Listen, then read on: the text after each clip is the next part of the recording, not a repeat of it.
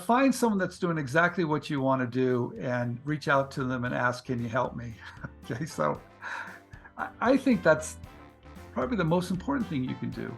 I don't think you have to go through the process yourself, learning along the way. No, don't do that.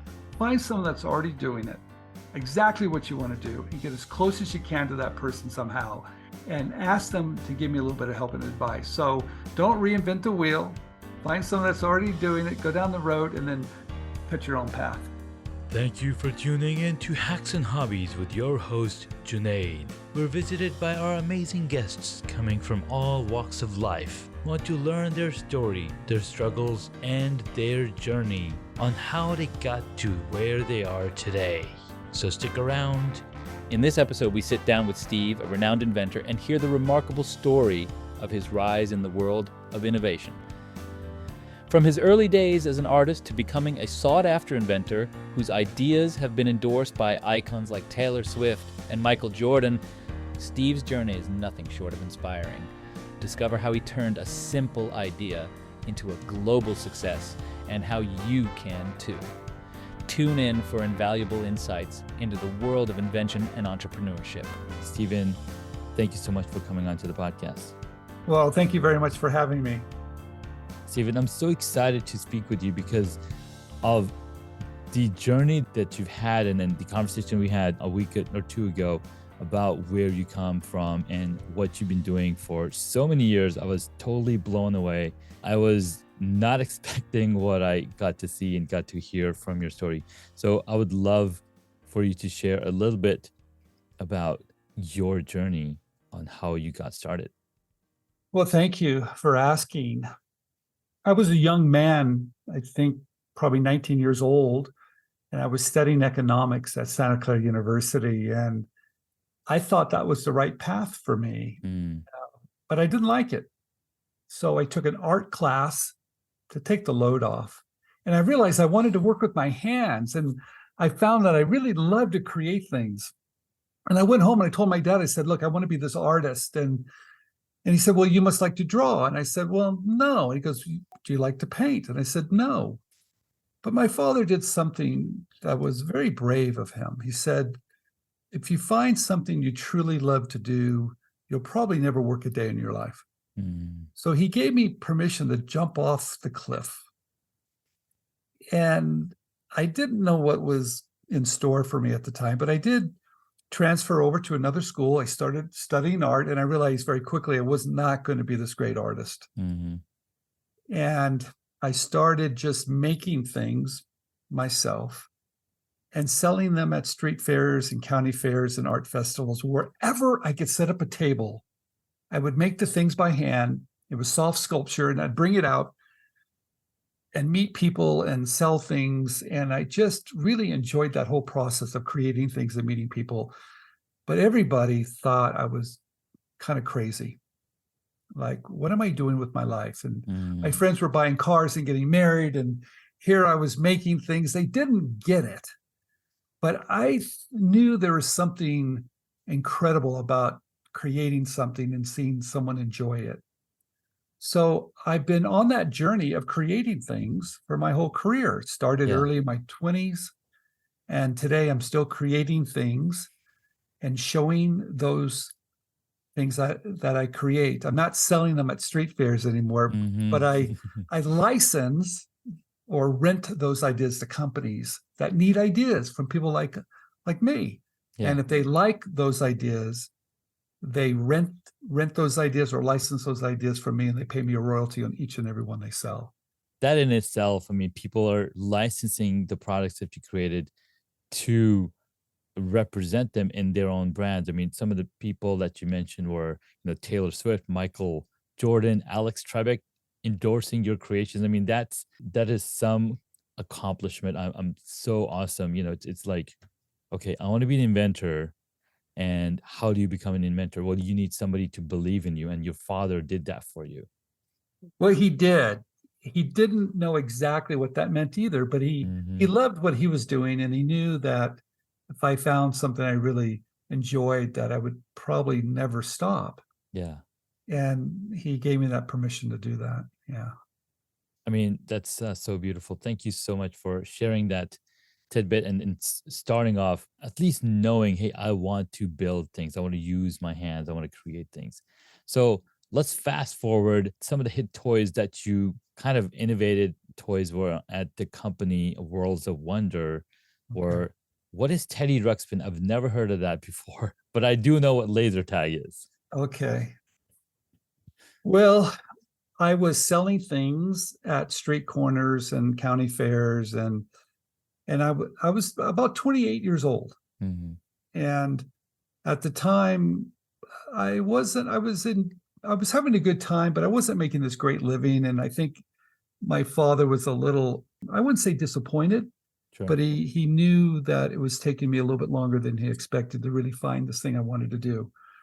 But I ended up being in Fremont, Mhm. California, and staying in this little apartment with a couple other people. And I started to teach myself how to be a pattern maker. Before that, I Interesting. was making things by hand, soft sculpture. But Mhm. being a pattern maker is something that where you could scale it. I could Mm. send patterns to a manufacturing facility and they could make a lot of them. What I was Yeah. doing was by hand. It wasn't scalable. Sure. Okay, so I'm in this apartment. I think it's Sunday morning. I'm reading the paper and they talked about this startup company called Worlds of Wonder, Mm. and they were going to create the first talking teddy bear. Oh, gotcha. Okay. Yeah, and his name was Teddy Ruxpin, and it was a prototype, and it wasn't very attractive. It was kind of ugly, actually. Mm. And I thought, well, gee, I'm making stuffed animals now. Maybe I should knock on the door, see if they'll hire me. Yeah. So the very next day, I knocked on the door, Worlds of Wonder. It was a startup company. I remember it was on Technology Drive in Fremont, and I knocked on the door and I said, "Hey, you need to hire me." And they said, "Well, come on in." And I showed them some of the work I was doing, and they said, "We're interested in someone like yourself to help us." And I remember I had the second interview with the founder a day Mm. later. I'm 28 years old, right? Yeah.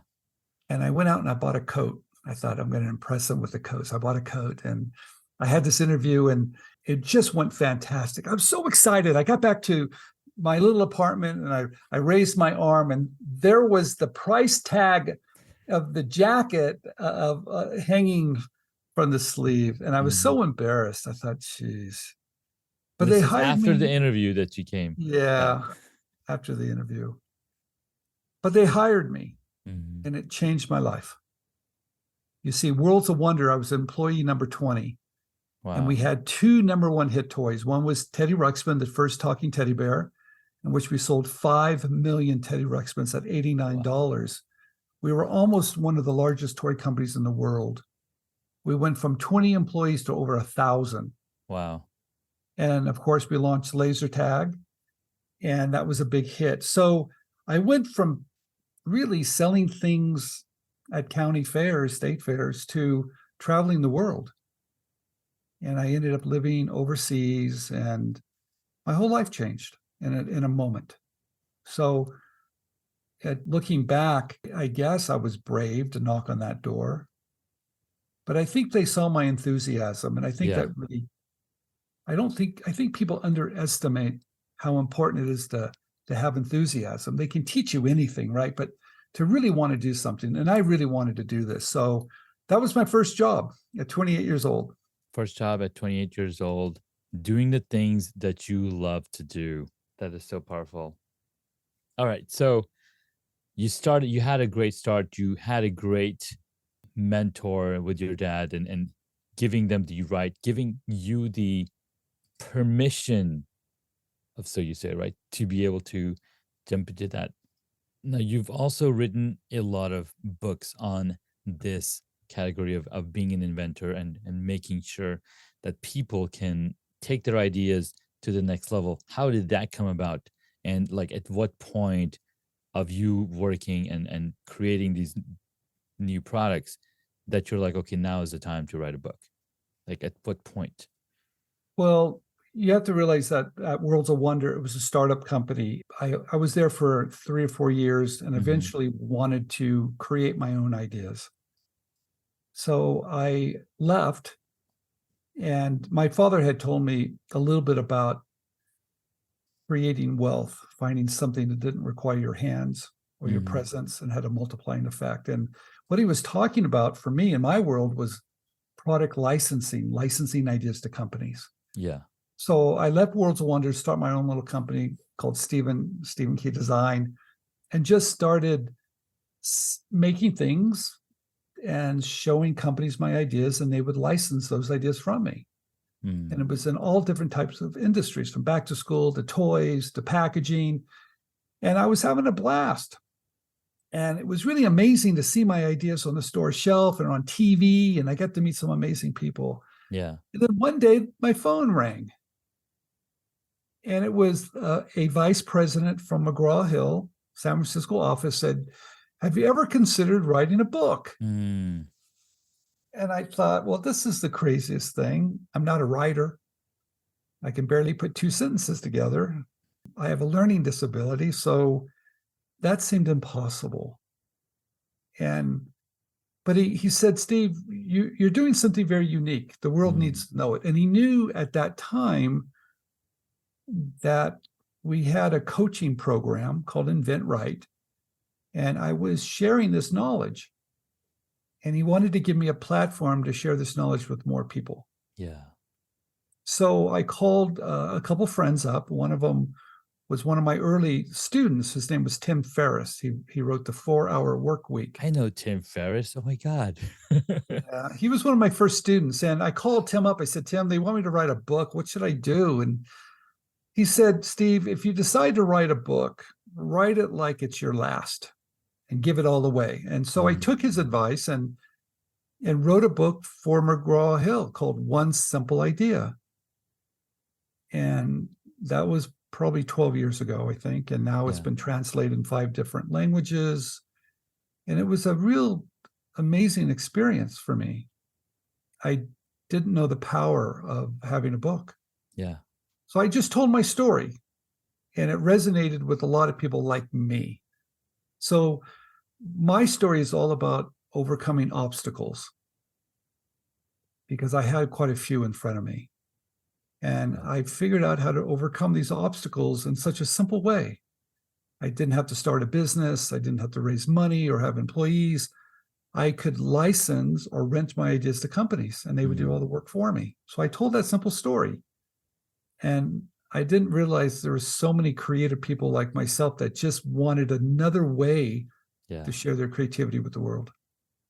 Man, that's so, so powerful because having that belief in you and being able to act on it and then having some guidance and support. I mean, that's really what you created with the one simple idea. And of course, your coaching program was already helping others. Well, this went to a whole another level reach. And I want to pose this question from a perspective of teaching young students from high school on how to start a business, right? Because that's kind of the time that you got started into it. So if I were to say, hey, how can somebody come up with ideas? And what's cool is that just the other day, I was teaching my first ever in person class to high school students, right? So I was like, do you guys have an idea? And some people were like, well, we were assigned this class to be in here. But some people are like, I want to start a business. So, what are some of the things that young children can do, students, teenagers, to come up with an idea that can really change the world? Well, I have to tell this story. We do have a program for kids called Mm, Invent Yes, which is free. nice. And it's the same program or the same material I've been talking about for years now. It's a 10-step system Mhm. that's pretty easy to do. Well, this young man contacted me and said, "Hey, I've got this great idea." I tried to venture it. Now he's 13 years old, Mm, which was like, wow, 13. yeah. He said, I made a few of them. My dad helped me manufacture them. I took them down to the store, and I realized this is going to be hard. Mm. I thought, well, this is kind of amazing. You're 13 years old. He said, I read your book, One Simple Idea, and I've watched your YouTube channel. I want to license this. I thought, well, this is wonderful. So he became one of our members at Invent, yes, one of our students. And I'm very proud to say he was able to license this idea using some of the techniques that we share with everyone. And now his product sells at Barnes and Noble, Walmart, Wow, Kohl's, everywhere. that's And amazing. he's 50, I think he's 15 years old now. And it's a really simple idea. It's not a difficult product. It doesn't have a Hmm. lot of moving parts, but he went through the process. He leveraged the power of a company that's already in business Yeah. because he's 15 years old, Mm. and he was smart enough to realize that, I'm probably going to, stay in school and get good grades, but I still wanted to see my dreams come to Yeah. life. So he learned all about product licensing, and now his product is selling everywhere. Man, that Can I tell you is, what it is? Can I tell you what the product is? yes, Okay. of course. It's very silly. Now you have to imagine he's a 13-year-old boy. Hmm. Okay, so Oh, I do. I mean, I have 13-year-old boy right now. okay, So I know all right. exactly what you're talking about. So he thought he took a whoopee cushion, Hmm. right, that you sit on and it makes noise, Yeah. farting sounds, and he made that into a bookmark. So you put it Interesting. in your book and you close it, it Hmm. farts. It's called Bookie Cushion. So I know he said, Steve, who doesn't like to read and fart at the same time? I thought this is what a fun, he it's such a 13-year-old product, and it just Yeah. took off, and teachers liked it and kids liked it. And I'm just so proud of him. Now his products are completely different, but he started there, and Yeah. now they've gone in many, many different directions. Yeah.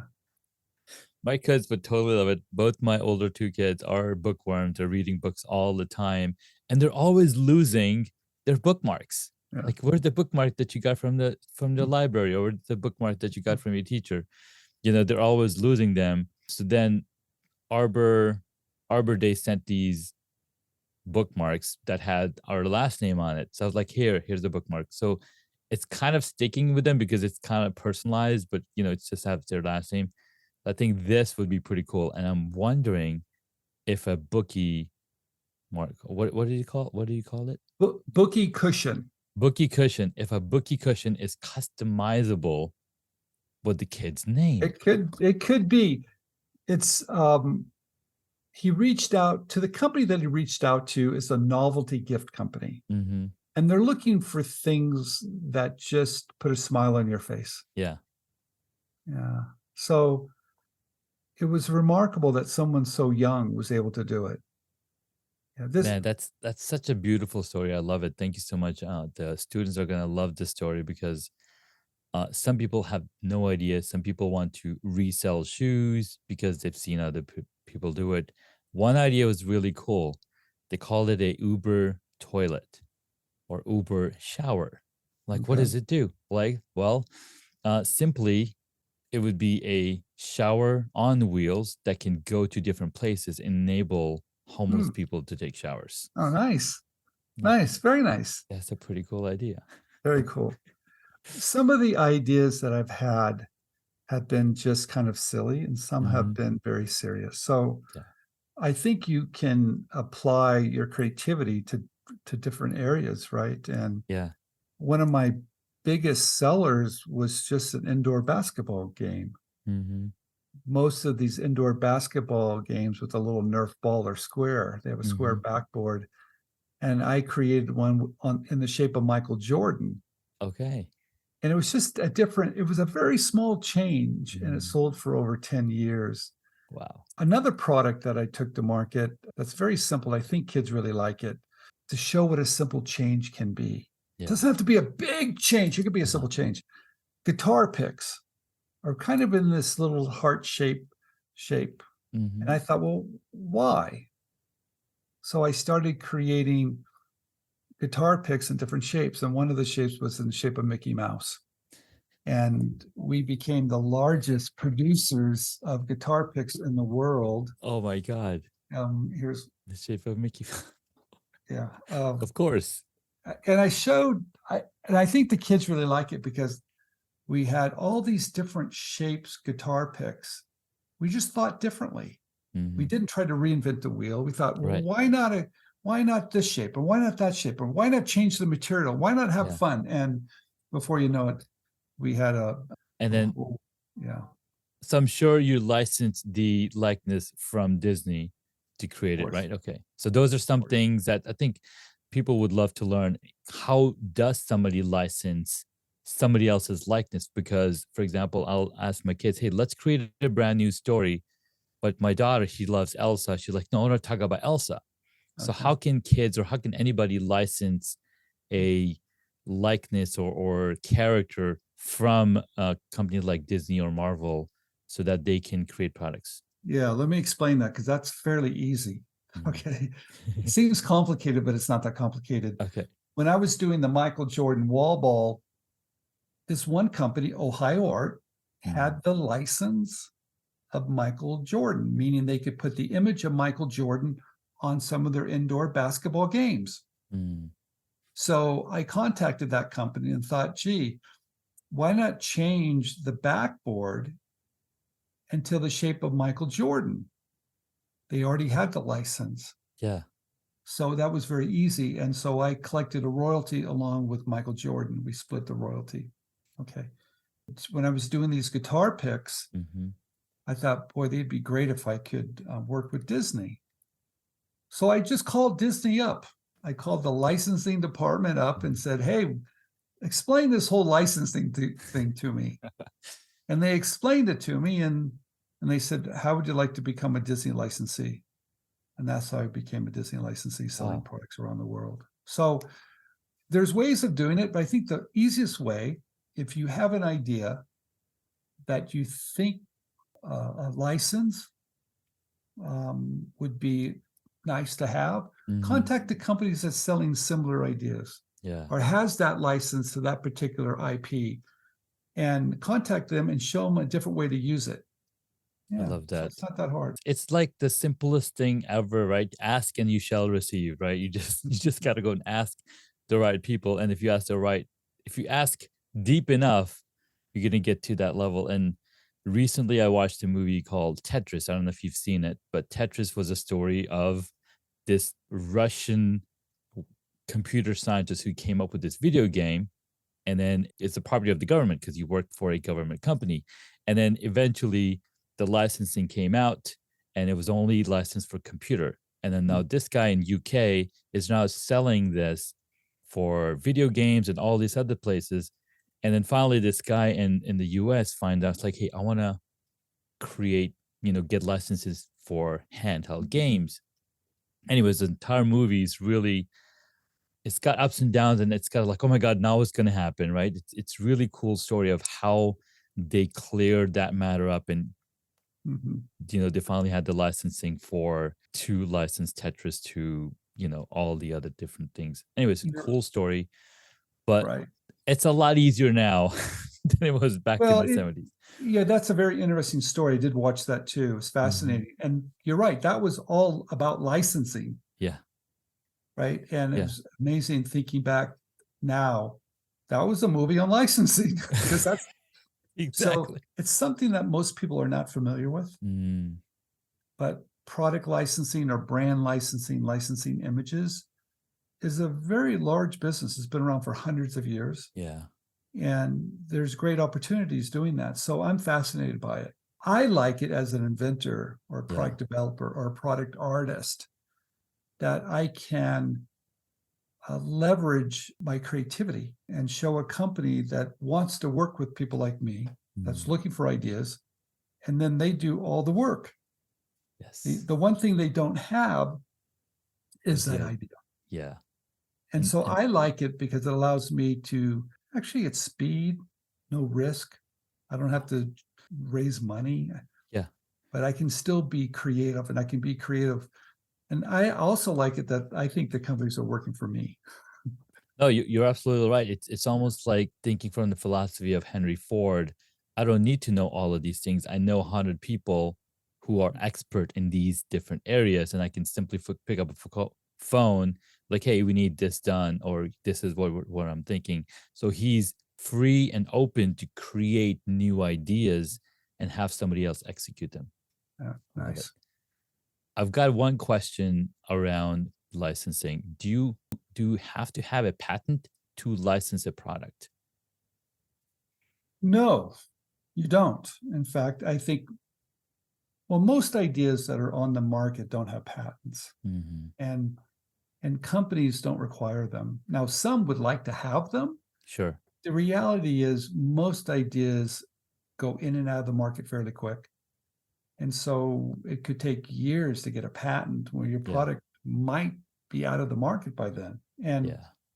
And patents all about ownership and trying to protect whatever you create. And today it's hard to do that since there's so Mhm. many different ways of selling products, and it's a Yeah. global marketplace now. So I would say that most of the ideas that I see that get licensed, and we have students all over the world, there's no issued patents.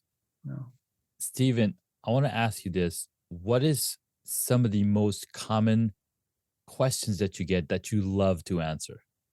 Because some questions you're like, yes, I know that, but I really want to answer that question. But what are some of the questions that you're like, oh my God, I was just waiting for that question to be asked? Well, I like all the questions, by the way. Of course. I never, someone asked me, Steve, do you get tired answering the same questions over and over again? And no, not really, Mm-hmm. because I think they're all good questions.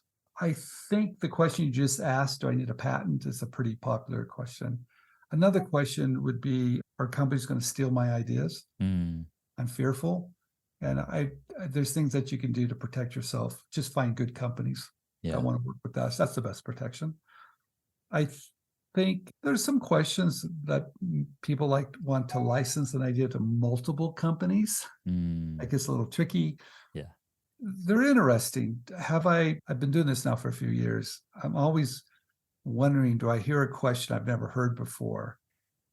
Every once in a while, someone comes up with an idea and I go, I don't know how to answer that. So I think they're all really good questions. And I think we all have to start somewhere. Agreed. Right. So they're all great questions. Yeah. I love it. Well, Steven, let's take a quick break. And when we get back, you've got 3 hacks to share for our superpreneurs listening so they can implement it in their lives, in their business, in their ideas, and make it a blast. All right. We'll be right back. Finding the right guest or podcast can feel like searching for a needle in a haystack, unless you bring a magnet. And thanks to Podmatch, a service that automatically attracts your ideal interview guests to your podcast. I've enjoyed using Podmatch for Hacks and Hobbies and interviewed over 100 fantastic guests from this platform alone. Head on over to hacksandhobbies.com/Podmatch to save time and find your perfect match. Check out Podmatch today. Again, go to hacksandhobbies.com/Podmatch or tap on the link in the show notes. Welcome back, guys. We've been talking with Steven Key, a renowned entrepreneur and inventor. He's written and published more than 1,000 articles for websites like Forbes, Entrepreneur, Core 77, and he's got 3 hacks to share with us. So, Steven, let's get right into it. Well, I think the first hack, if there is such a thing, is realize a lot of this information is available to you, but you need to seek it out, and you could do that by just going to YouTube or typing in certain topics in the largest library in the world on the internet. That's like the quickest hack ever. Yes. You can study any category in any subject within a couple hours and learn so much. So I think that's the ultimate hack myself today. Yeah. Amen. And then number 2, what would be the second hack? Find someone that's doing exactly what you want to do and reach out to them and ask, can you help me? Okay. So I think that's probably the most important thing you can do. Yeah. I don't think you have to go through the process yourself, learning along the way. No, don't do that. Find someone that's already doing it exactly what you want to do and get as close as you can to that person somehow and ask them to give me a little bit of help and advice. So don't reinvent the wheel. Find someone that's already doing it, go down the road, and then cut your own path. Yeah. Man, I love that. Ask or find people who are doing exactly what you're doing. And that's a really powerful one because when I wanted to become a beekeeper, the last video that I watched on beekeeping, the guy said, go, if you really want to become a beekeeper, go find a local beekeepers association. Mm, And that was it. I yeah. found other beekeepers. They told me what to do and walked me through it, took the classes, and became a beekeeper. So you're absolutely right. You gotta go find people who are doing the things that we want to do. What's the third hack, Steven? I would say come up with a terrible idea. Terrible idea. Oh my God. Thank you. We all have a few of them. Mm-hmm. And learn about licensing, but do this first. Reach out to a company that you think your idea would be a good match and ask them, do you work with inventors? Do you work with people like me? Yeah. You could do that today. You My don't God. even have to have an idea. Yeah. You don't even have to build a prototype or whatever. Reach out to a company today. If you want to get, let's say you have a toy idea and you want to get it to Whammo, the company that did the hula hoop and all these other products, reach out to them on LinkedIn or call the 800 number, find it and say, hey, do you work with inventors? How do you work together? Mm-hmm. You could do that today. You don't have to wait and overthink it. Yeah. The wild thing about this, when you do this, and a company says, hey, we want an idea from you. That is so motivating because that barrier of like, are they going to work with me? You just threw it out the door and now the door is open. Yeah. You know, when people say, I mean, these are amazing hacks and thank you so much. I'm going to definitely use them in my class teaching these high school students because it is the power of asking and getting ahead of your own mindset. So the phrase that people say, ideas are dime a dozen. How do you respond to that? Because people are like, oh, that's an idea that was already been done. Like, how do you respond to that kind of, reaction for people? Oh, blah, your ideas, but not worth it. Well, people ask me all the time, Steve, what do you think about my ideas? And I'm very careful to tell them what I think. Yeah. I think the only opinion that matters is the company you're going to show it to. So you don't have to reinvent the wheel. It could be a very simple idea. So Yeah. don't let your self-doubt stop you. Right. Yeah. And ideas are a dime a dozen or don't mean anything. Yeah, they do. Right. And no one has the crystal ball. So there's ways to test those ideas very quickly. And we do that with the one-page advertisement. Here's my idea. Here's the benefits. It's really simple to do. Yeah. But don't overthink it and learn a little bit about product licensing because it's all about speed. And yeah, I love a lot of ideas. I have a lot of ideas. And some ideas are more profitable than others, but I love them all. Yes. So I think that the part that they're really saying is, what is your next step? And so when I'm telling everybody, your next step is, if you really want to dive into the world of sharing your creativity, learn about product licensing. Yeah. Anybody can do it at any age, anywhere in the world. You don't need a patent. You don't need a prototype. You just need an idea and the path to get that idea in front of a company. Steven, thank you so much. I love that so much. In fact, it's given me hope because I have a lot of terrible ideas that I would like to ask companies about. Well, oh my God. Yeah. I love it. All right, Steve, I've got a few rapid fire questions before we sign up. Number one, what is the one hobby that you wish you got into?